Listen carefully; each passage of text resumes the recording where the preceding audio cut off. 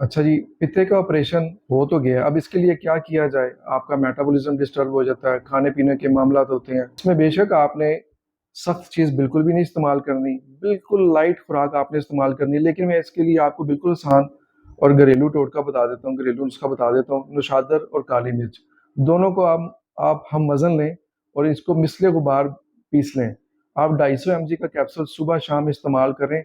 अपने वज़न के मुताबिक 1 से 2 कैप्सूल भी इस्तेमाल कर सकते हैं। ये सारी ज़िंदगी आपको इस्तेमाल करना पड़ेगा। तो इंशाल्लाह आपके खाने-पीने के मसाइल, डाइजेस्टिव सिस्टम के हाज़मे के मसाइल, ये आपको नहीं होंगे इंशाल्लाह। आप इस्तेमाल करके देखें।